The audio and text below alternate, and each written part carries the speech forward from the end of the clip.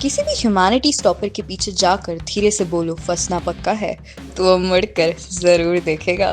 स्वागत है ह्यूमैनिटीज की नंबर 1 क्वेश्चन आंसर सीरीज में।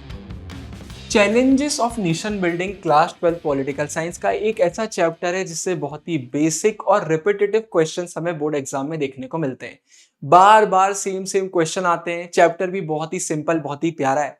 मतलब एक बार आपको चैप्टर समझ में आ जाता है तो आपके मार्क्स इस चैप्टर में नहीं कट सकते, और यही इस वीडियो का पर्पस है। आपका स्वागत है फंसना पक्का है सीरीज की एक और शानदार वीडियो में। इतना प्यार दिखाने के लिए शुक्रिया। इस वीडियो को देख लीजिए और कोई वीडियो देखने की जरूरत नहीं पड़ेगी। पहले क्वेश्चन के साथ चालू करते हैं। When did India get independence? Who was the first prime minister? Name his famous speech.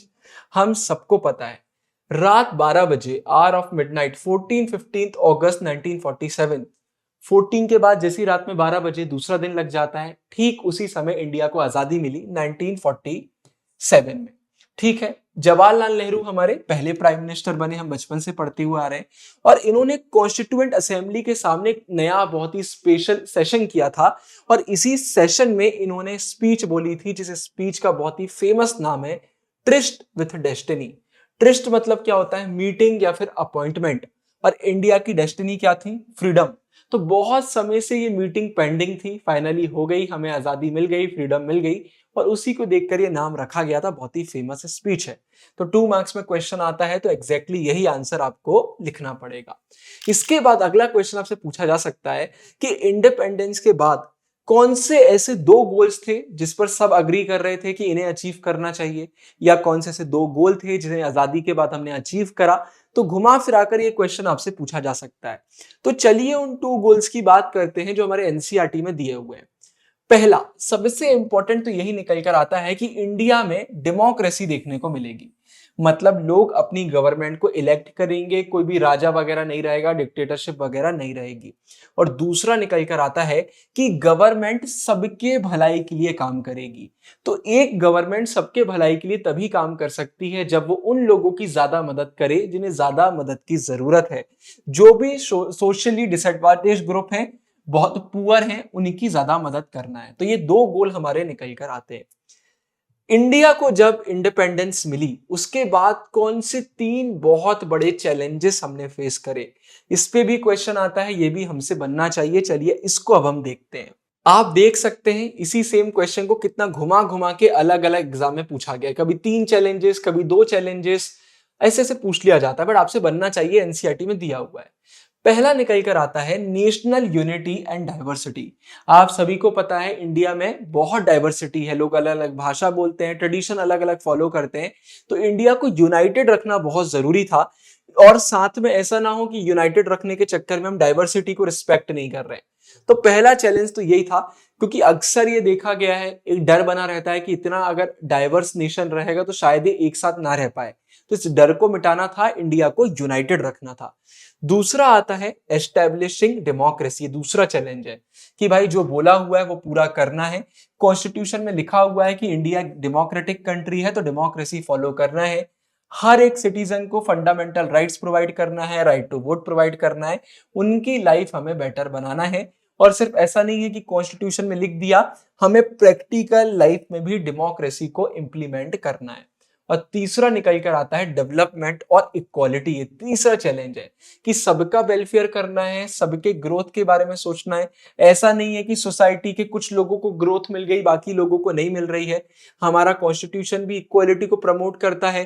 वो लोग जो थोड़ा पीछे रह गए थे उन्हें हम प्रोवाइड करते हैं, रिजर्वेशन वगैरह भी प्रोवाइड करते हैं, गवर्नमेंट उन्हें सब्सिडी वगैरह भी प्रोवाइड करती है, उनके लिए हम पॉलिसीज वगैरह भी डिजाइन करते हैं। तो सभी के लिए हमें काम करना है। आपने डायरेक्टिव प्रिंसिपल्स के बारे में भी सुना होगा। कमेंट में जल्दी से बताइए कि directive principles of state policy हमें कॉन्स्टिट्यूशन में कहां देखने को मिलते हैं। ये आपसे बनना चाहिए, कमेंट में बताइए, वरना मैं आपको डिस्क्रिप्शन में सही आंसर डाल दूंगा। अच्छा, इनमें क्या बोला गया है? ये कोई फिक्स्ड रूल्स नहीं है कि आपको ये करना ही है। डायरेक्टिव प्रिंसिपल्स में बोला जाता है कि स्टेट को ये सारी चीजें करना चाहिए, ये आप करोगे तो स्टेट का वेलफेयर होगा। तो उन्हें एक गाइडेंस प्रोवाइड करता है directive principles of state policy, जो भी इसमें आता है। ठीक है, और हमें इकोनॉमिक डेवलपमेंट भी करना है और पॉवर्टी वगैरह भी निपटाना है। तो डायरेक्टिव प्रिंसिपल्स यहां पर बहुत मदद करते हैं। आगे वाले चैप्टर्स में इसको हम बहुत डिटेल में देखेंगे, इसलिए अभी मैं ज्यादा टच नहीं कर रहा हूं। Analyze the two political developments of the 1940s that led to the decision for the creation of Pakistan. Pakistan क्यों क्रिएट करा गया, इसकी बात करना भी तो जरूरी है ना। ऐसा क्या हो गया था जो पाकिस्तान क्रिएट करना पड़ गया?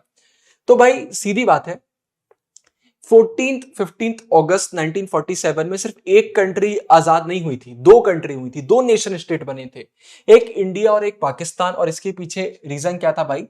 पार्टीशन। जो ब्रिटिश इंडिया था, ब्रिटिश तो चले गए, लेकिन वो दो देश बना के चले गए, इंडिया और पाकिस्तान। इसके पीछे भाई एक बहुत इंपॉर्टेंट थ्योरी आती है, टू नेशन थ्योरी।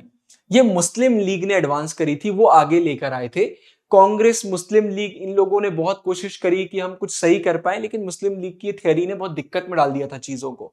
क्या बोला गया कि इंडिया में दो टाइप के पीपल हमें देखने को मिलते हैं, हिंदूज और मुस्लिम, और इसलिए मुस्लिम्स के लिए एक सेपरेट पाकिस्तान कंट्री बनाना बहुत जरूरी है। क्वेश्चन आता है कि बताइए जो हमारी टू नेशन थ्योरी है क्या बोलती है?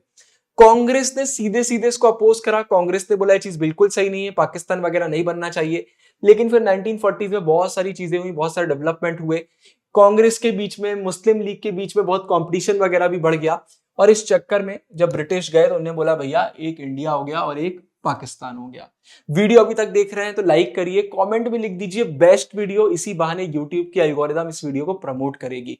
आप लाइक करते हैं, कमेंट करते हैं, उससे हमें बहुत मदद मिलती है। और पूरी वीडियो देखने के बाद व्हाट्सएप पर शेयर भी जरूर से करिएगा। Highlight the problem of two Muslim majority provinces of British India. Punjab Bengal की बात करी जा रही है, पार्टीशन में क्या दिक्कत आई, या फिर जब पार्टीशन की हम बात कर रहे थे तो कौन से तीन मेजर डिफिकल्टीज हमें देखने को मिली, या कौन सी चार प्रॉब्लम्स देखने को मिली। तो क्वेश्चन घूम सकता है, लेकिन आंसर आपको वही लिखना पड़ता है कि पार्टीशन के टाइम पर क्या प्रॉब्लम हमें देखने को मिल रही थी। और ये इस बुक का, इस चैप्टर का सबसे इंपॉर्टेंट क्वेश्चन में से एक है। सारे क्वेश्चन ही इंपॉर्टेंट है, लेकिन ये वाला बहुत ज्यादा इंपॉर्टेंट है। तो ये चीज तो हमने पहले भी पढ़ी कि डिसाइड हो गया था कि इंडिया बनेगा और पाकिस्तान बनेगा। अब क्वेश्चन है कैसे बनेगा, तो ये डिसाइड किया गया कि हम रिलीजियस मेजोरिटी देखेंगे। जहां पर मुस्लिम्स ज्यादा होंगे वो पाकिस्तान बना दिया जाएगा, और जहां पर नॉन मुस्लिम ज्यादा होंगे वो हमारे इंडिया का पार्ट रहेगा। ये सुनने में जितना आसान लग रहा है उतना आसान था नहीं। अब इसके पीछे बहुत सारे चैलेंजेस थे, हम उन्हीं की बात करेंगे। चार मेजर चैलेंजेस निकल कर आते हैं जिसके कारण ये चीज इतनी आसान नहीं हुई जितनी हमें लग रही थी। पहला प्रॉब्लम है ज्योग्राफिकल प्रॉब्लम, इसको देखते हैं। मुस्लिम मेजॉरिटी एरियाज कोई एक पर्टिकुलर एरिया में नहीं थे। ऐसा नहीं था कि ये पर्टिकुलर एरिया है, यहां पर बहुत सारे मुस्लिम्स देखने को मिलते हैं। इंडिया में कोई ऐसा एक कंटिन्यू होता हुआ एरिया नहीं था। दो अलग अलग पार्ट में हमें मुस्लिम मेजॉरिटी देखने को मिलती थी। एक हमारा वेस्ट हो गया, एक हमारा ईस्ट हो गया। मतलब इतने अपोजिट अपोजिट एरियाज में हमें मुस्लिम मेजॉरिटी थी, और इन एरियाज को कनेक्ट नहीं करा जा सकता था, इसलिए दो पाकिस्तान बनाए गए। हमने वर्ल्ड पॉलिटिक्स में इसको देखा हुआ है, एक ईस्ट पाकिस्तान, एक वेस्ट पाकिस्तान, और बाद में जो हमारा ईस्ट पाकिस्तान है वो बन गया बांग्लादेश। तो दो पाकिस्तान बनाए गए थे, मतलब कंट्री एक ही है लेकिन एक हिस्सा इधर है और एक हिस्सा इधर है। ये एक बहुत बड़ी प्रॉब्लम निकल कर आई थी। तो नहीं तो क्या हो रहा था, समझ में ही नहीं आ रहा था कि क्या करेंगे, कैसे करेंगे। तो यही एक सोल्यूशन उस समय सही लग रहा था, तो वही किया गया। तो इंडिया को फिर ऐसे दो पार्ट में इधर इधर डिवाइड कर दिया गया। फिर पॉलिटिकल प्रॉब्लम, भाई जितने भी मुस्लिम मेजॉरिटी एरियाज थे वो सारे पाकिस्तान को नहीं ज्वाइन करना चाहते थे। यहां पर एक बहुत इंपॉर्टेंट नाम निकल कर आता है, खान अब्दुल गफर खान। ये नॉर्थ वेस्ट फ्रंटियर प्रोविंस जो हमारा NWFP एक प्रोविंस था इंडिया का, उस प्रोविंस के बहुत जाने माने लीडर थे, नॉर्थ वेस्ट फ्रंटियर प्रोविंस। इन्हें फ्रंटियर गांधी भी बोला जाता था, क्योंकि ये गांधी जी की आइडियोलॉजी वगैरह को बहुत फॉलो करते थे। इन्होंने टू नेशन थ्योरी को बहुत अपोज किया था, लेकिन फिर भी इनके ओपिनियन की इज्जत नहीं करी गई, और इनके प्रोविंस को पाकिस्तान के साथ मर्ज कर दिया गया। जो हमारा NWFP प्रोविंस है, इसको मर्ज कर दिया गया। अब प्रोविंस वगैरह क्या होते थे, जब ब्रिटिश इंडिया में आए थे तो समय स्टेट्स वगैरह नहीं होते थे, वो प्रोविंसेस बनाते थे कि ये एरिया, ये प्रोविंस हो गया, ये प्रोविंस हो गया। अभी हम आगे देखेंगे, आपको क्लियर होगा, लेकिन बता रहा हूं जिसमें कंफ्यूजन ना हो। पाकिस्तान में आज भी हमें प्रोविंसेस ही देखने को मिलते हैं, उन लोग प्रोविंसेस के लेवल पे काम करते हैं। उन्होंने इंडिया के जैसे स्टेट्स फॉर्म नहीं करे, अलग अलग एरियाज, अलग अलग प्रोविंस वो बना लेते हैं, वहां पर फिर उन लोग अपना रूल वगैरह करते हैं। अब देखो तो क्या हुआ भाई, दो मुस्लिम जो मेजॉरिटी प्रोविंसेस थे, पंजाब और बंगाल, एक हमारा हो गया वेस्ट में, एक हमारा हो गया ईस्ट में। यहां पर बहुत सारे रीजन ऐसे थे जहां पर नॉन मुस्लिम मेजॉरिटी में थे। मतलब जैसे ये एरिया है, हम बोलते हैं कि ये एरिया है जहां पर मुस्लिम मेजोरिटी में है, तो इस एरिया के अंदर भी कुछ एरिया ऐसे थे जहां पर नॉन मुस्लिम मेजोरिटी में थे, तो भाई वो क्यों जाना पसंद करेंगे पाकिस्तान में? तो फिर यही बोला गया भाई कि हम थोड़ा और नीचे के लेवल से काटने की कोशिश करते हैं, हम डिस्ट्रिक्ट के लेवल पे जाते हैं या फिर हम और नीचे लेवल पे जाके फिर पार्टीशन की बात करते हैं। ऐसा नहीं करेंगे कि पूरा रीजन ही पाकिस्तान को दे दिया। ये एक इंपॉर्टेंट पॉइंट है। फिर इसके बाद हमारा फोर्थ निकल कर आता है माइनॉरिटीज का प्रॉब्लम। ये देखते हैं भाई, सबसे पेनफुल जो इशू था वो माइनॉरिटी का था दोनों साइड में। लाख हिंदू, लाखों में सिख ऐसे थे जो ऐसे एरिया में रह रहे थे जो पाकिस्तान बन गया। ऐसे ही इंडिया में बहुत सारे मुस्लिम ऐसे थे जो पंजाब में, बंगाल में, दिल्ली साइड में रहते थे। उनका मन था कि वो पाकिस्तान ज्वाइन कर ले, लेकिन उनको पता चलता है कि वो इंडिया में थे। तो बहुत बड़े लेवल पर फिर हमें डिस्प्लेसमेंट देखने को मिला था। और जब वो इधर से उधर कर रहे थे तो बहुत सारे लोग मारे गए, बहुत सारी लड़ाइयां हुई। तो ये चीज बिल्कुल भी अच्छी नहीं हुई थी। तो याद रखिए, माइनॉरिटी का प्रॉब्लम था, डिवीजन ऑफ प्रोविंसेस का प्रॉब्लम था, पॉलिटिकल प्रॉब्लम था और ज्योग्राफिकल प्रॉब्लम था। ठीक है, याद रखिएगा। अब इसके बाद हम बढ़ते हैं आगे अपने अगले क्वेश्चन पे। अगला क्वेश्चन आता है, पार्टीशन के कॉन्सिक्वेंसेस बताइए। इस क्वेश्चन को कैसे भी घुमा के पूछा जा सकता है, लेकिन मेनली आपसे कॉन्सिक्वेंसेस पूछे जाएंगे। तो देखते हैं, पहली लाइन तो ये अपनी एनसीईआरटी की लिखना ही लिखना है आपको कि जो 1947 का ईयर था, यहां पर हमने लार्जेस्ट, सबसे ज्यादा अनप्लैंड, एब्रप्ट, बहुत ही खतरनाक टाइप का भाई हमने देखा ट्रांसफर ऑफ पॉपुलेशन, जो पूरे हिस्ट्री में हमें देखने को मिला, क्योंकि बहुत सारे लोग इधर उधर कर रहे थे। इस चक्कर में बहुत परेशानियां हुई। पहला, वाइड स्प्रेड वायलेंस। हम सबको पता है भाई, बहुत सारे लोग मारे गए, बहुत सारे लोगों को चुन चुन के मारा गया है ना, दोनों साइड में। ऐसा नहीं है कि सिर्फ उधर पे, इधर भी उधर भी एक दूसरे के रिलीजन के लोगों ने एक दूसरे को मारा, और एक दूसरे के फेथ के नाम पे भी बहुत चक्कर हुए। इन्होंने बोला कि भाई हम दूसरे रिलीजन वालों को सपोर्ट नहीं करेंगे, उन्होंने बोला हम आपको नहीं करेंगे। तो बहुत सारी रिलीजियस चक्कर में लड़ाइयां हमें देखने को मिली। फिर communal division of cities. City के अंदर भी बहुत राइट्स वगैरह हुए। जैसे देखो, लाहौर, अमृतसर, कोलकाता की हम बात करते हैं तो यहाँ कम्युनल जोन्स बन गए थे। मतलब यहाँ हिंदू मुसलमान अपने आपस में लड़ने लग गए थे। ये एरिया ऐसा है जहां पर हिंदू डोमिनेशन है, ये एरिया है जहां पर मुस्लिम डोमिनेशन है, वहां पर किसी और की एंट्री नहीं हो रही है, टकरा रहे हैं तो एक दूसरे को मार रहे हैं। तो ये भी चीज हमें बहुत देखने को मिली थी। तो मुस्लिम्स ने हिंदू या फिर सिख डोमिनेटेड एरिया में जाना अवॉइड करा, और सेम इन लोगों ने इनके साथ किया। फिर मास माइग्रेशन एंड सफरिंग। भाई अब नई नई बॉर्डर बन गई थी, तो बहुत सारे लोगों को अपना घर छोड़ना पड़ा। उनको इधर जाना है, किसी को उधर जाना है, बहुत दिक्कत हुई। तो अब माइनॉरिटीज वाले क्या करेंगे? अगर वो माइग्रेट वगैरह कर रहे हैं तो एकदम से नया घर तो उनको नहीं मिल जाएगा, तो उन्हें रिफ्यूजी बनकर कैंप्स में रहना पड़ा टेम्परेरी टाइम के लिए। और वहां उन्हें इतनी दिक्कतें आई, खाने पीने की दिक्कत, रहने की दिक्कत, कितने सारे लोग बिछड़ गए। Failure of administration. एडमिनिस्ट्रेशन ने भी ना अच्छे से काम नहीं करा। बहुत लोकल ऑफिशियल्स, पुलिस वाले ऐसे थे जिन्होंने विक्टिम्स की मदद नहीं करी, है ना। मतलब भाई मान के चलिए, अभी पार्टीशन नहीं हुआ है, हम सब इंडिया में, अब किसी का मन है कि वो पाकिस्तान में जा रहे हैं, तो कई ऑफिसर्स ने बोल दिया नहीं, अब तुम पाकिस्तानी हो, तुम्हारी मदद नहीं करेंगे। उस बॉर्डर में कोई ये दिया नहीं, तुम इंडियन हो, तुम्हारी मदद नहीं करेंगे, तो पाकिस्तान है। मतलब एक समय वो सब एक ही जमीन में रहते थे, लेकिन इस पार्टीशन के चक्कर में अब वो कहीं के नहीं रहे। ये बहुत दिक्कत थी। और लड़ाइयां झगड़े कभी हों और वहां पर विमेन को सेक्रीफाइस ना किया जाए, ऐसा तो हो ही नहीं सकता, हमारा इतिहास गवाह है। तो भाई बहुत सारी विमेन को किडनैप किया गया, कुछ को फोर्स करके कन्वर्ट किया गया, मैरी करवाया गया विल के अगेंस्ट। और कई बार तो फैमिली ऑनर बचाने के लिए अपनी फैमिली वालों ने मार दिया कि भैया हमारी बेटी है, हमको अपनी इज्जत बचाना है। अगर जैसे किसी की बेटी किडनैप हो गई, या रेप का खतरा है, या फिर फोर्स कर रहा है, कुछ भी जहां पर उनको ऐसा लगता है कि उनके घर की लड़की की इज्जत पे बात आ रही है, तो वो लड़की की इज्जत हमारी इज्जत, वही पुरानी थिंकिंग, उन्हीं ने मार दिया। तो ये दिक्कतें भी हुई हैं। फिर लॉस एंड डिस्प्लेसमेंट। कितने सारे बच्चे अपने माता पिता से बिछड़ गए, कितने सारे लोग इधर उधर भटकते रहे, होमलेस हो गए। तो ये दिक्कत भी बहुत हुई है। तो ये 6 पॉइंट हैं, अगर आप लिख देंगे तो आपके 6 मार्क्स बिल्कुल बिल्कुल से पक्का है। 4 मार्क्स में आता है तो कोई भी 4 आप लिख सकते हैं। अब ये मत बोलना भैया इसका वेटेज जितना है उतना है। मैं सारे बोर्ड्स वालों के लिए, RBSE, CBSE, MP board, Bihar board, Assam board, सबके लिए वीडियो बनाता हूं, इसलिए मैं वेटेज आप लोगों का स्पेसिफिक नहीं देखता हूं। अगर ज्यादा मार्क्स का क्वेश्चन है, आपका वेटेज कम है, तो सेम क्वेश्चन ही आपको कम वेटेज में देखने को मिलेगा। क्वेश्चन यही आते हैं, पिछले 4 साल से फंसना पक्का सीरीज से ही क्वेश्चन फंसते हैं, बहुत बहुत बहुत सारे। महात्मा गांधी जी का क्या रोल था, चलिए देखते हैं। हमें लग रहा होगा वाह यार, गांधी जी ने देश को आजादी दिलवाई, बहुत बड़ा रोल प्ले किया, तो गांधी जी तो बहुत खुश होंगे। लेकिन ऐसा बिल्कुल भी नहीं था। आजादी के बाद अगर कोई सबसे ज्यादा उदास था तो वो गांधी जी थे। ऐसा क्यों था भाई? 15 अगस्त इंडिया को आजादी मिल गई, गांधी जी ने सेलिब्रेट नहीं करा। जिन्होंने अपनी पूरी जिंदगी लगाई आजादी दिलवाने में, उन्होंने सेलिब्रेट नहीं करा। वो कोलकाता में थे। क्यों थे? क्योंकि यहां पर बहुत ज्यादा राइट्स, दंगे फसाद हो रहे थे हिंदू मुस्लिम के बीच में, बिकॉज पार्टीशन वगैरह हो गया था। ठीक है, ये बहुत उदास थे कि मैंने जिंदगी भर अहिंसा सिखाया, सत्याग्रह सिखाया कि हमें पीसफुल तरीके से काम करना चाहिए, बट सब कुछ फेल हो गया। सब कुछ फेल हो गया, लोग यूनाइटेड नहीं रह पाए, है ना। ये कम्युनिटीज के बीच में कितनी लड़ाइयां हो गई। फिर जब ये कोलकाता में थे ना, तो इन्होंने कोशिश करी कि भाई धीरे धीरे चीजों को ठीक किया जाए, और इस चक्कर में चीजें ठीक भी हुई। इनका वहां पर जो प्रेजेंस था उसका इम्पैक्ट पड़ा। इनफैक्ट लोगों ने खुशी भी मनाई कि फाइनली हमको आजादी मिल गई है। तो इन्होंने फिर क्या किया भाई, जो ये प्रेयर मीटिंग्स करते थे उसमें भी बहुत सारे लोग आए, उनको भी मोटिवेट करा, इंस्पायर करा, लड़ाई झगड़े खत्म करे। लेकिन कुछ समय तक ये चल पाया और इसके बाद राइट्स वगैरह फिर से चालू हो गए। तो गांधी जी को फास्ट पर बैठना पड़ा, अनशन वगैरह करना पड़ा चीजों को ठीक करने के लिए।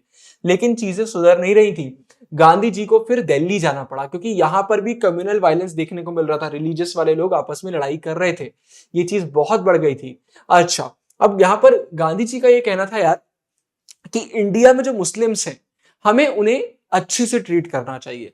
ऐसा नहीं है कि अब पाकिस्तान बन गया तो आप इंडिया के मुस्लिम्स को अच्छे से ट्रीट नहीं करोगे। फिर इंडिया ने क्या किया, कुछ फाइनेंशियल प्रोमिसेस करे थे पाकिस्तान को कि ये पैसा वगैरह है, ये चीजें हम आपको प्रोवाइड करेंगे। लेकिन इंडिया प्रोवाइड नहीं कर रहा था। तो गांधी जी को ये चीज भी पसंद नहीं आ रही थी। तो गांधी जी ने इसके खिलाफ भी आवाज उठाई कि जो हमने कमिटमेंट पाकिस्तान को करे हैं वो हमें करना चाहिए। और यही चीजें बहुत सारे लोगों को पसंद नहीं आई। उनको लगा कि गांधी जी मुस्लिम्स को फेवर कर रहे हैं, लेकिन ऐसा नहीं है। गांधी जी सबके बारे में सोच रहे थे। तो भाई जनवरी 1948 में इन्हीं सारी चीजों को देखते हुए गांधी जी ने बोला अब तो बहुत हुआ, हम पाकिस्तान वगैरह को भी जो प्रोमिसेस करे वो पूरे नहीं कर रहे हैं, इतनी ज्यादा हेट्रेड फैल रही है ना, बहुत प्रॉब्लम है। तो इन्होंने अपना आखिरी फास्ट, आखिरी अनशन करा। इसका बहुत ही पावरफुल इंपैक्ट था। जितने भी वायलेंस वगैरह था वो रिड्यूस हो गया। मुस्लिम्स जितने भी वो अपने घर वगैरह जा पा रहे थे, रास्ते में मारकाट इतनी नहीं मच रही थी, वो अपने सेफली घर वगैरह पहुंच पाए, है ना। और इंडिया ने भी पाकिस्तान के जो ड्यूज वगैरह थे उनको रिलीज कर दिया। लेकिन ये चीजें सबको पसंद नहीं है। एक्सट्रीमिस्ट मतलब क्या होता है, एकदम जो कट्टरवादी एक्सट्रीम लोग होते हैं, है ना। तो जो दोनों साइड, चाहे हिंदू और मुस्लिम, दोनों एक्सट्रीम्स को ये चीजें पसंद नहीं आ रही थी। उन्हें गांधी जी के एक्शन पसंद नहीं आ रहे थे। और 30 जनवरी 1948 नाथूराम गोडसे, जो हिंदू एक्सट्रीमिस्ट थे, इन्होंने, मतलब बहुत कट्टरवादी हिंदू थे, बहुत ज्यादा कट्टरवादी पना अंदर भरा हुआ था, इन्हें चीजें पसंद नहीं आई। तो इन्होंने गांधी जी को 3 गोलियां मार दी। कब मारी? जब अपनी इवनिंग प्रेयर करने जा रहे थे दिल्ली में, और उनका जो जिंदगी भर था एक सफर था सच की ओर, नॉन वायलेंस की ओर, टॉलरेंस, जस्टिस की ओर, वो यहाँ पे खत्म हो गया। लेकिन जैसे ही गांधी जी की डेथ हुई तो उसके बाद चीजें खत्म नहीं हुई। गांधी जी का इतना इन्फ्लुएंस बढ़ गया था कि गांधी जी की डेथ के बाद वायलेंस वगैरह एकदम कम हो गए। लोग सदमे में चले गए और लोगों ने बोला कि अब हमें एक अच्छी जिंदगी जीना है। तो ऐसा नहीं है कि सब कुछ शांत हो गया, लेकिन उनकी डेथ का भी एक बहुत बड़ा इंपैक्ट यहाँ पर था। अब आगे बढ़ते हैं। What was meant by princely states? Princely states का मतलब क्या होता है, और इंडिया के इंडिपेंडेंस के टाइम कितने थे प्रिंसली स्टेट, ये वाली चीजें भी हम देखते हैं। तो इसको बहुत अच्छे से समझिए। इंडिया में हमें ब्रिटिश इंडियन प्रोविंसेस भी देखने को मिलते थे। इसका मतलब क्या होता है, जैसा कि मैंने वीडियो के स्टार्ट में बताया, ब्रिटिशर आए, उन्होंने अपना एक एरिया बना लिया कि यहां पर हमें गवर्न करना है, वो उनका प्रोविंस हो गया। सिर्फ इतना ही नहीं, इसके बाद प्रिंसली स्टेट्स होते थे। ब्रिटिशर आए, वहां पर पहले से प्रिंस लोगों का रूल है, राजा वगैरह रहते थे। तो प्रिंस वगैरह क्या बोलते थे, आप हमसे हमारी जमीन मत छीनिए, हम आपकी सत्ता एक्सेप्ट कर लेंगे कि आप हमसे ऊपर हैं, आप जो बोलेंगे वो हम करेंगे, लेकिन हमें राजा बने रहने दीजिए। और इन एरियाज को हम प्रिंसली स्टेट्स बोलते थे। ठीक है, ये प्रिंसली स्टेट्स थे। ये थे तो ब्रिटिश के ही कंट्रोल में, लेकिन राजा वगैरह उनके बदले वहां पर काम करते थे। ठीक है, तो बहुत सारे लार्ज, बहुत सारे स्मॉल स्टेट्स थे जिन्हें प्रिंस ओन करते थे, इन्हें हम प्रिंसली स्टेट्स बोलते थे। प्रिंसली स्टेट्स को फायदा इतना ही रहता था कि उनके जो भी इंटरनल अफेयर है वो खुद मैनेज करते थे, बाकी पूरा डायरेक्शन वगैरह तो ब्रिटिश ही उनको देते थे। इन लोग ब्रिटिश की सुप्रीमेसी एक्सेप्ट करते थे। इसको हम पैरामाउंटेसी, सुजरनिटी भी बोलते हैं। इसका मतलब क्या होता है पैरामाउंटेसी? मतलब हम आपकी हुकूमत, आपका डोमिनेशन हम एक्सेप्ट करते हैं, आपकी अथॉरिटी हम एक्सेप्ट करते हैं ब्रिटिश क्राउन की। अच्छा, अगर हम ब्रिटिश इंडिया की बात करते हैं, जो पूरा ब्रिटिश इंडिया एम्पायर था, उसका 1/3 जो लैंड था वो प्रिंसली स्टेट्स ही होल्ड करते थे। 4 में से 1 इंडियन उस समय प्रिंसली स्टेट में ही रहता था। ये एक बड़ा नंबर है। इंडिपेंडेंस के जस्ट पहले ब्रिटिश ने सीधे सीधे अनाउंस कर दिया, भाई क्या हम तो जा रहे हैं, तो जो पैरामाउंटेसी हमारी अथॉरिटी है वो तो खत्म हो जाएगी, अब प्रिंसली स्टेट को जो करना है वो कर लें, उन्हें इंडिया जाना है इंडिया चले जाए, पाकिस्तान जाना है पाकिस्तान चले जाए, आजाद रहना है आजाद रह लीजिए। और इंडिया को बहुत दिक्कत थी क्योंकि अब सारे प्रिंसली स्टेट लीगली इंडिपेंडेंट हो गए थे, तो ये एक बहुत बड़ी वाली दिक्कत थी। अच्छा कितने थे? As many as 565। एमसीक्यू में अगर आता है तो याद रखिएगा कि लीगली इंडिपेंडेंट होने वाले हैं। अब भाई डिस्क्राइब एनी 3 प्रॉब्लम्स जो आई प्रिंसली स्टेट को इंटीग्रेट करते समय। अब हम इसकी बात करते हैं, उन्हें इंडिया से हमें जोड़ना था। अब इतने सारे लोगों को आजादी दे देंगे तो टुकड़ों में टूट जाएंगे, तो देखते हैं इसके लिए इंडिया ने क्या किया। एक और चीज, अगर आपको लग रहा है कि यार ये चैप्टर समझ में नहीं आ रहा है तो बहुत दिक्कत आ रही है, इसका मतलब है कि आपने अभी एनसीईआरटी का एक्सप्लेनेशन अच्छे से नहीं देखा है। तो चैनल पर पूरे एनसीईआरटी एक्सप्लेनेशन वीडियो आपको मिल जाएगी, हमारी लाइव क्लासेस मिल जाएंगी, आप उनसे करिए, क्योंकि ये क्वेश्चन आंसर की सीरीज है, ये एक्सप्लेनेशन वाली सीरीज नहीं है। लाइव क्लासेस में आपको 3 घंटे का एक्सप्लेनेशन मिलेगा इस चैप्टर का। चलो अब हम इन प्रॉब्लम्स को देखते हैं। इस क्वेश्चन को बहुत घुमा फिरा के कई बार बोर्ड एग्जाम में पूछा गया है। तो इस आंसर में कुछ चीजें तो वही है जो मैंने पहले आपको बताई। ब्रिटिश चले गए, ब्रिटिश वाले तो चले गए, लेकिन 565 स्टेट्स यहाँ पर रह गई। उनके ऊपर था वो इंडिया ज्वाइन करना चाहते हैं, पाकिस्तान करना चाहते हैं, या फिर इंडिपेंडेंट रहना चाहते हैं। तो इंडिया की यूनिटी में बहुत बड़ा थ्रेट था, क्योंकि इंडिया टुकड़ों में टूट सकता था। अब इसके बाद क्या हुआ, ट्रेवेंकोर के जो रूलर थे उन्होंने इंडिपेंडेंस डिक्लेयर कर दी कि हम अब इंडिपेंडेंट रहेंगे। इसके बाद जो हैदराबाद के निजाम थे उन्होंने भी सेम चीज करी। इसके बाद जो भोपाल के नवाब थे उन्होंने बोला हम कॉन्स्टिट्यूएंट असेंबली वगैरह ज्वाइन नहीं करेंगे।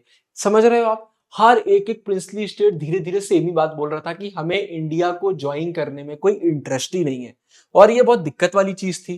तो ज्यादातर जो प्रिंसली रूलर्स थे ना वो बहुत नॉन डेमोक्रेटिक थे, मतलब वो डेमोक्रेसी वगैरह तो फॉलो करते ही नहीं थे, और वो अपने राइट्स भी लोगों को नहीं देते थे। लोगों के पास कोई राइट्स नहीं है, बहुत ऑप्रेस किया जाता था। इंडिया को ये चीज भी पसंद नहीं थी, और यूनिटी डेमोक्रेसी दोनों पर खतरा आ गया था।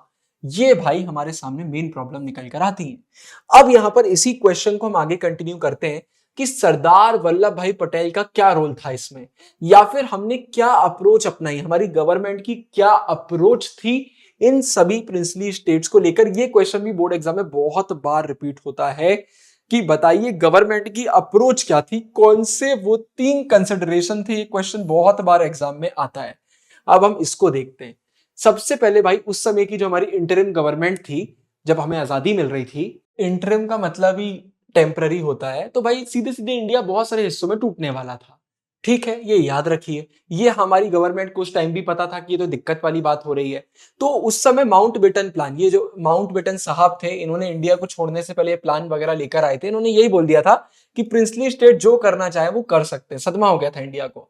तो उस समय सरदार पटेल जो इंडिया के डिप्यूटी प्राइम मिनिस्टर भी थे, होम मिनिस्टर भी थे, तो होम मिनिस्टर भी डिप्यूटी प्राइम मिनिस्टर भी, बहुत बड़ा रोल था इनका। बहुत ही क्रूशियल रोल था इंडिपेंडेंस के बाद।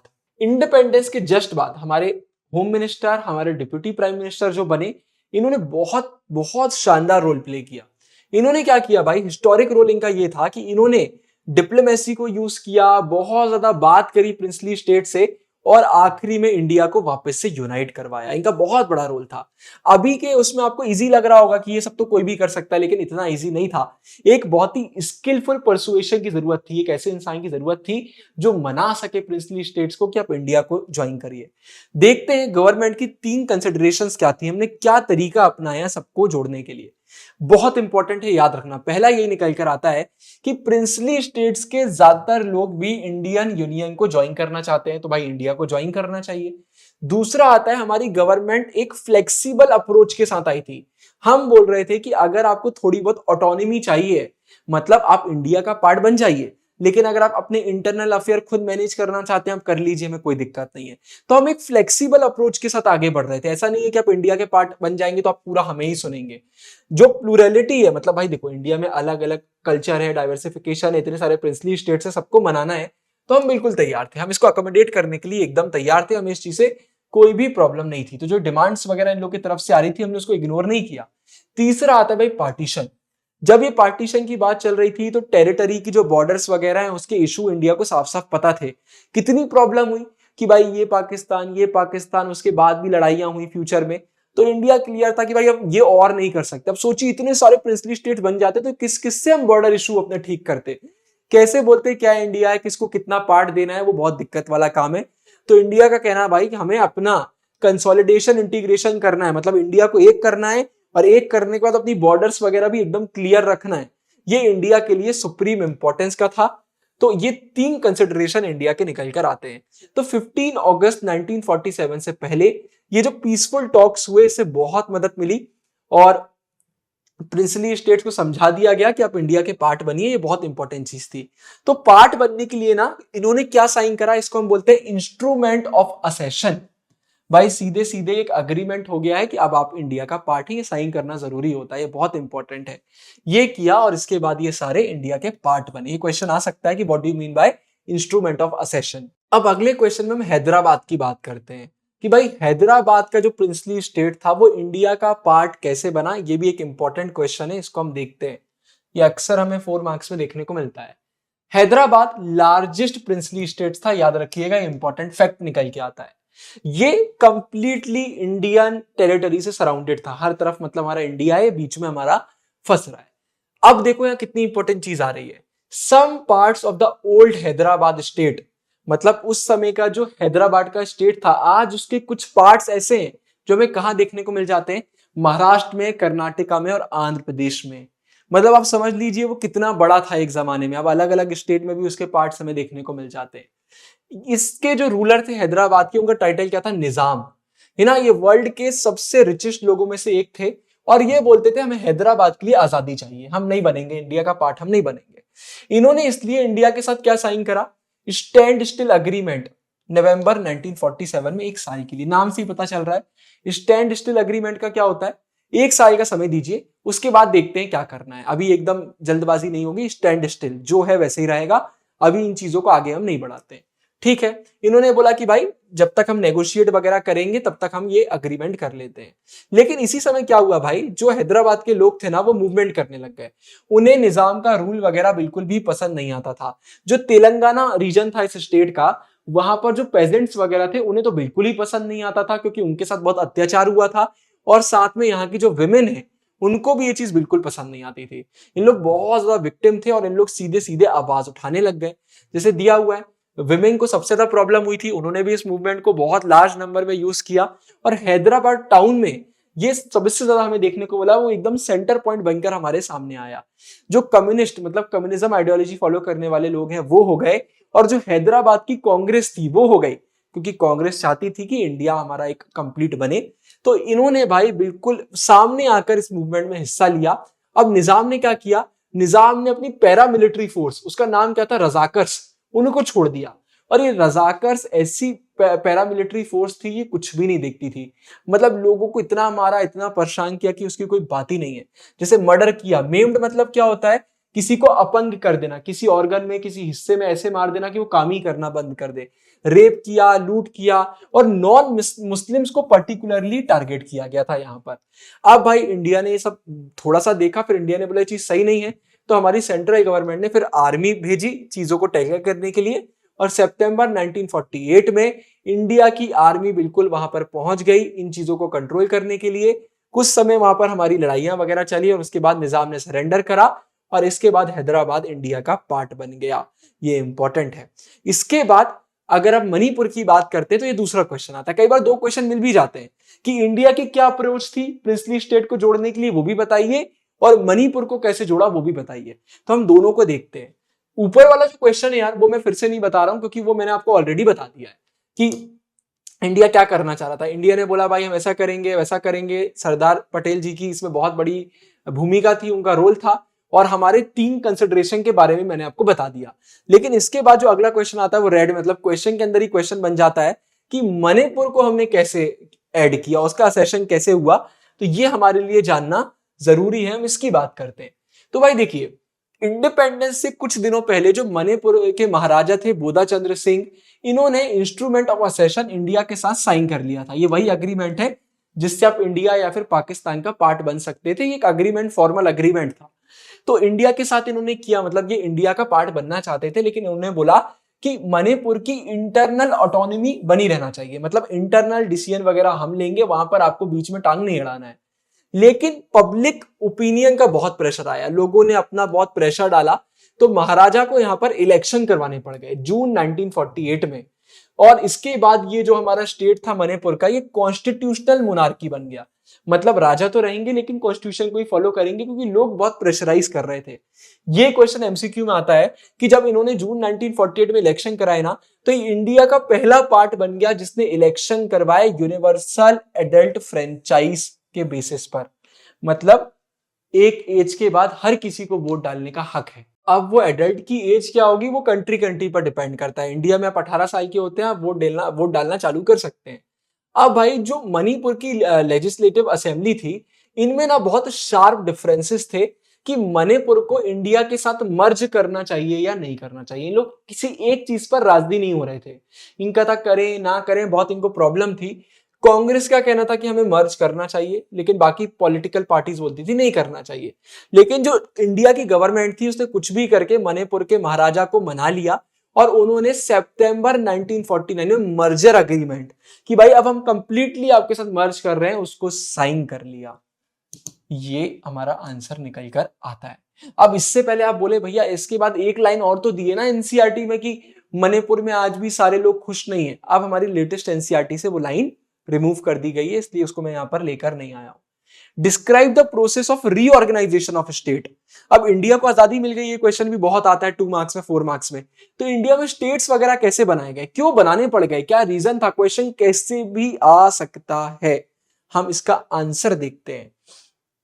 इंडिपेंडेंस के बाद भाई इंडिया को बाउंड्रीज वगैरह तो बनानी थी। कैसे बनानी थी? इंडिया ने बोल दिया भाई कि हमें लिंग्विस्टिक मतलब भाषा के बेसिस में और कल्चर के बेसिस में हमारी डाइवर्सिटी बहुत है, तो इसको देखते हुए बनाने की कोशिश करेंगे जिससे नेशनल यूनिटी भी बची रहे। क्योंकि डर भी था कि कहीं ऐसा ना हो कि भाषा वगैरह के चक्कर में यूनिटी खत्म हो जाए।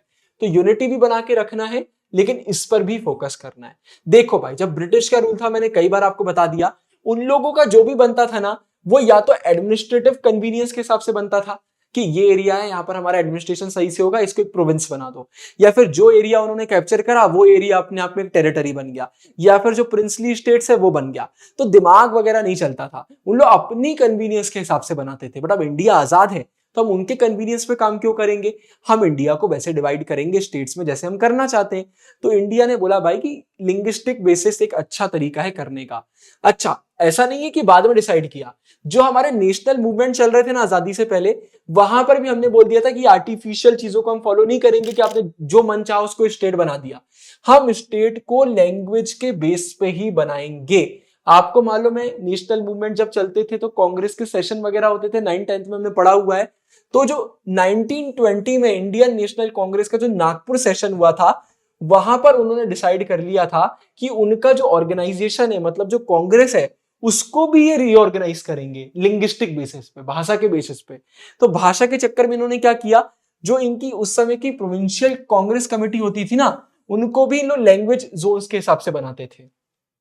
मतलब ये एरिया ब्रिटिश का है, ये एरिया ब्रिटिश का है, ये एरिया ब्रिटिश का है। तो ऐसा नहीं है कि कांग्रेस भी अपने आप को इसी उस पर डिवाइड कर रही है, नहीं। कांग्रेस का जो ऑर्गेनाइजेशन है वो लैंग्वेज के बेसिस पर डिवाइड होता था। इसके बाद कांग्रेस ने पहले ही बोल दिया था कि हम लैंग्वेज को प्रेफर करेंगे, ना कि ब्रिटिश के एडमिनिस्ट्रेशन के कन्वीनियंस को। तो ये याद रखना। अब भाई पार्टीशन हो गया, इंडिपेंडेंस हो गया, अब लीडरों को लगने लग गया डर कि यार लैंग्वेज की बात तो कर ली है, लेकिन ऐसा ना हो कि यार लैंग्वेज के चक्कर में हमारे देश के टुकड़े टुकड़े हो जाएं, यूनिटी हमारी डिसरप्ट हो जाए और वीक हो जाए। और इनका ये भी मानना था कि भाई अभी हमारे सामने बहुत बड़े बड़े चैलेंजेस हैं, डेमोक्रेसी एस्टेब्लिश करना है, पॉवर्टी मिटाना है, वेलफेयर करना है। अभी हम इन चक्करों में फंस गए तो हमारा ध्यान कहीं और चला जाएगा। इसलिए इंडिया ने इस स्टेट बनाने के काम को पोस्टपोन कर दिया। अब पोस्टपोन तो कर दिया, लेकिन पोस्टपोन करने के बाद क्या हुआ यार, तेलुगु स्पीकिंग एरियाज में, जो ओल्ड मद्रास हमारा प्रोविंस था, वहां के एरियाज में बहुत प्रोटेस्ट वगैरह होने लगे। वो बोलने लगे हम एक सेपरेट आंध्रा स्टेट चाहिए। पोती श्रीरामलू ये कौन थे भाई? ये कांग्रेस लीडर थे और एक वेटरन गांधीयन थे। वेटरन गांधीयन का मतलब क्या होता है? कोई ऐसा जो बहुत लंबे समय से गांधी जी की आइडियोलॉजीज को, गांधी जी को फॉलो करते हुए आए हैं, तो वो बहुत इन्फ्लुएंस थे गांधी जी से। ठीक है, तो भाई एक इनडेफिनाइट, मतलब कोई डेट वगैरह तय नहीं हुई है कि कितने दिन के लिए, कितने समय के लिए, एक फास्ट पर बैठ गए। इन्होंने बोला हमारी डिमांड पूरी करिए वरना हम बैठे रहेंगे। और इस चक्कर में 56 डेज के बाद इनकी डेथ हो जाती है। अब इस डेथ के बाद वहां पर बहुत हंगामा हुआ, अनरेस्ट आया, वायलेंस वगैरह फैलने लगा। और इस चक्कर में दिसंबर 1952 में आंध्रा स्टेट हमें क्रिएट करना पड़ा। अब आंध्रा मूवमेंट को सक्सेस मिल गई तो इसके बाद सेम भाई डिमांड अलग अलग जगह से भी आने लग गई।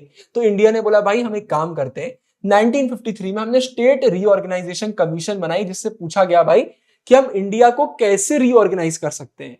तो इन्होंने इस कमीशन में जब रिसर्च वगैरह करी तो इन्हें आखिरी में यही बोला कि भाई हमें लैंग्वेज के बेस में ही इंडिया को रीऑर्गेनाइज करना चाहिए। और इसके बाद जब इनकी रिपोर्ट्स वगैरह आ गई फिर आया स्टेट रीऑर्गेनाइजेशन एक्ट 1956। ये 53 है, 56 है। और इसके बाद क्या हुआ, 14 स्टेट्स क्रिएट हुई और 6 यूनियन टेरिटरीज स्टेट हमारे इंडिया में आई, एस्टेब्लिश हुई। ठीक है, क्वेश्चन आ सकता है कि स्टेट रीऑर्गेनाइजेशन कमीशन या एक्ट के बारे में बताइए, इसने क्या रिकमेंड करा। इसने रिकमेंड करा कि लैंग्वेज बेसिस पर हमें स्टेट यूनियन टेरिटरीज बनाना चाहिए। आउटकम क्या आया, 14 स्टेट्स और 6 यूनियन टेरिटरीज। तो ये क्वेश्चन भी बोर्ड एग्जाम में आ ही जाता है। इसके बाद language is always played an imperative role in uniting the country, explain the statement. Language का ऐसा क्या रोल रहा है भाई, the accommodation of regional demand in the formation of linguistic states was seen as more democratic. Question आ सकता है कि लैंग्वेज ही मेन रहा है, वो बताइए। क्वेश्चन आ सकता है कि जब ये सब हुआ रीऑर्गेनाइजेशन तो इससे इंडिया में और डेमोक्रेसी आ गई। तो दोनों क्वेश्चन आपको डिफरेंट लग रहे हैं लेकिन दोनों क्वेश्चन डिफरेंट नहीं है। हम बात कर रहे हैं कि इंडिया में कैसे क्या हुआ। तो देखो सबसे पहले तो वही है, ये मैं रिपीट नहीं करूंगा, ये आपको पता है कि आंध्रा वाला हुआ, बहुत सारे मूवमेंट हुआ और उसके बाद फाइनली हमारे यहाँ पर रीऑर्गेनाइजेशन कमेटी आई और इसके बाद एक्ट आया, ये सब हो गया। इन्होंने यही कमीशन ने सीधे सीधे जो मैंने आपको बताया वही एक्सेप्ट करा था कि लैंग्वेज के बेसिस पे होना चाहिए। और इससे क्या हुआ, जब लैंग्वेज के बेसिस में आप बनाते हैं ना तो जो पॉलिटिक्स है, जो इंडिया की पॉलिटिक्स है वो चेंज हो जाती है। आप रीजनल लीडर्स और नॉन एलिट ग्रुप्स को और पार्टिसिपेशन करने का मौका देते हो। कैसे देते हो, आपने लैंग्वेजेस के बेसिस में स्टेट बनाया तो अब वो लैंग्वेज में जो लोग वहां पर है उनका इन्फ्लुएंस बढ़ता है, वहां के लीडर्स की आवाज अब बढ़ती है क्योंकि अब उनको अपने लोगों का एक स्टेट मिल गया जिनका कल्चर सेम है, लैंग्वेज सेम है। आप देखते हो ना रीजनल पॉलिटिक्स कितना होता है, हर कोई अलग अलग रिलीजन, अलग अलग रीजन, अलग अलग कास्ट को लेके इंडिया में पॉलिटिक्स करते हैं। तो वो है। फिर नॉन एलिट ग्रुप्स, अब ऐसा नहीं है कि जो बहुत पावरफुल थे उन्हीं के पास पावर है। जब ये डिवाइड हुआ तो वो ग्रुप जो पहले इतने पावरफुल नहीं थे, इतने इन्फ्लुएंशियल नहीं थे, उनको भी मौका मिला। तो ये ऊपर वाला पॉइंट देखो सेम है इसलिए मैंने एक्सप्लेन नहीं किया, सब वही चीजें हैं। अब नीचे अगर हम बात करते हैं तो जो ये लिंग्विस्टिक भाषाई रीऑर्गेनाइजेशन हुआ ना, इसने हमारी जो बाउंड्रीज उनको लॉजिक दिया। पहले तो ब्रिटिशर ने कुछ भी बना दिया था, हमें और स्ट्रेंथ दी। किस चीज में, किस सेंस में, हमारी यूनिटी बढ़ाई, हमें बहुत अच्छे से डाइवर्सिटी को भी सही से एस्टेब्लिश करने का मौका दिया, हमने डाइवर्सिटी को रिकॉग्नाइज किया और ये सारे हमारे डेमोक्रेसी के की फीचर बने। इंडिया खुद को सिर्फ डेमोक्रेटिक बोलता नहीं, हम डेमोक्रेसी को अपनाते भी हैं। हमने लोगों को सुना, उनकी भलाई के लिए हमने सब कुछ रीऑर्गेनाइज भी करा। इसके बाद यार होमवर्क निकल कर आता है, ये क्वेश्चन बहुत तरीके से घूम कर आता है कि लैंग्वेज एक, इसका आंसर भी बता रहा हूं ना, कि लैंग्वेज एक अकेला तरीका नहीं है जिससे स्टेट्स बनती हैं। या फिर बताइए कि रीऑर्गेनाइजेशन एक्ट के बाद भी तो स्टेट्स बनी ना, वो कैसे बनी। मतलब कुल मिला के हम बात कर रहे हैं हमारे एनसीईआरटी के आखिरी बॉक्स की, जहां पर बोला गया कि बाद में और कौन कौन से स्टेट्स बने। तो ये देखिए क्वेश्चन कितना घूम घूम के आ सकता है कि कोई 4 स्टेट्स बताइए जो नॉर्थ ईस्ट रीजन में बनाई गई आफ्टर 1960, या बताइए महाराष्ट्र गुजरात कब बने। तो 2 मार्क्स में, 4 मार्क्स में क्वेश्चन आ सकता है। सबसे पहले तो खुद आंसर करने की कोशिश करिएगा, लेकिन अगर आप खुद नहीं भी कर पाते हैं तो मैंने यहां पर प्रीमियम नोट्स के आंसर डाल दिए हैं। ये हमारे प्रीमियम नोट्स आप परचेज कर सकते हैं हमारी वेबसाइट से, हिस्ट्री, पॉलिटिकल, ज्योग्राफी, साइकोलॉजी। लेकिन इसका आंसर आप देख लीजिए, ये सब कुछ आपको मेंशन करना पड़ेगा, ये आपको मेंशन करना पड़ेगा, ये आपको मेंशन करना पड़ेगा और इसके बाद फिर आपको ये भी मेंशन करना पड़ेगा। ये हमारा आखिरी का इसका निकल के आता है। इतना आप मेंशन कर देंगे बल्ले बल्ले, इसके बाद और कुछ है ही नहीं। तो प्रीमियम नोट्स तो सबसे शानदार है। अगर आप नोट्स परचेज करना चाहते हैं, लाइव क्लासेस में एनरोल करना चाहते हैं, भर भर के रिसोर्सेस एक्सेस करना चाहते हैं, हमारी वेबसाइट पे चले जाइए www.thetwinbros.in। iOS या फिर आपके प्ले स्टोर में जाके आप हमारी एप्लीकेशन द ट्विन ब्रोस भी डाउनलोड कर सकते हैं। आई होप इस वीडियो से आपको सीखने को मिला होगा। अगर सीखने से मिला तो लाइक करिए, कमेंट करिए, दोस्तों के साथ धड़ाधड़ शेयर करिए। मैं मिलता हूं आगे बहुत सारी वीडियोस में। अगर इस वीडियो में 500 लाइक्स आ जाते हैं तो अगला वीडियो बहुत जल्दी अपलोड होगा। इस वीडियो के लिए इतना ही। ढेर सारा प्यार सारे फ्यूचर टॉपर्स को। साइनिंग ऑफ, गुरु भैया, बाय बाय। लाई लाई लाई।